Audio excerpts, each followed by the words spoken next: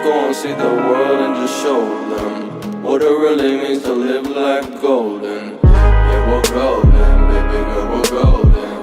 They're about to see us shine. What's going on YouTube? Thank you guys so much for all the likes, comments, subscribers. I've picked up like 100 subscribers, 36,000 views. I never would have thought this video would have went out that far.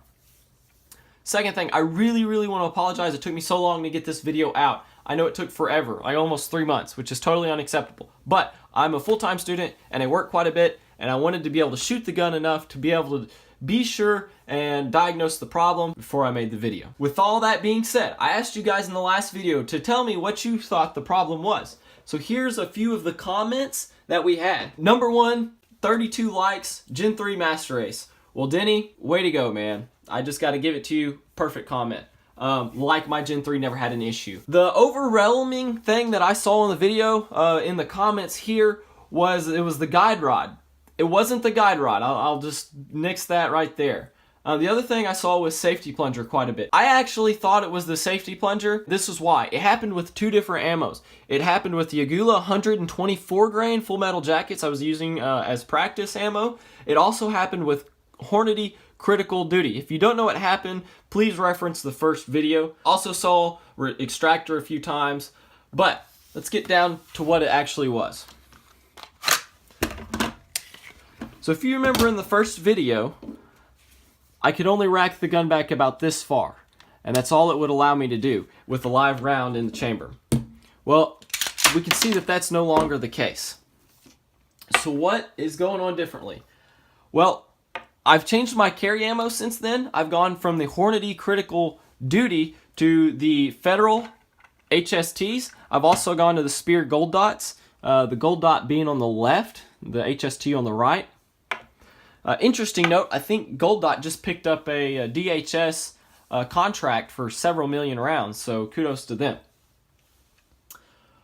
I think, and I say I think because I'm like 95% sure, that it was the new Glock marksmanship barrel. So with that barrel, the tolerance is supposed to be a little tighter, supposed to allow for more accuracy. And I believe what was happening was the Hornady Critical Duties are just a speck longer when I measured them with my caliper versus some of the other rounds on the market. And I think they were seating farther in that chamber, causing it to get pushed in there and wasn't allowing me to rack them out because they were so tight.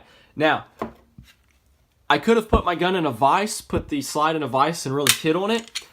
I believe what would have happened is I would have pulled the bullet out of the casing.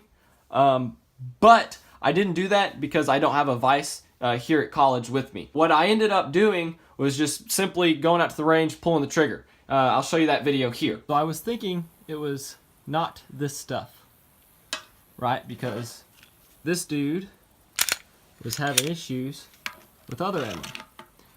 But here's what we've come to. Loads just fine. And for that matter, it shoots just fine. But, check this out.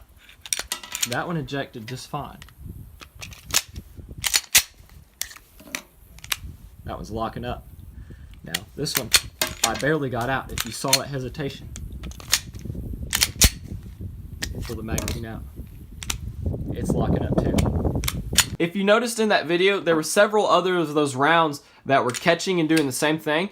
Some of them I was able to go ahead and rip out. The other ones I just had to shoot off downrange. Just to sum it up, I do think the issue was the Glock Marksman's barrel. Since then, like I said earlier, I've been changing my carry ammo. I also have been using this Remington Arms Military Law Enforcement Division training ammunition. I personally think it's the same stuff as their white and green box. It's $5 more. I've been getting it for around $8 a box, which is sweet. All in all, I haven't had a single issue with the gun other than the ones that I've noted.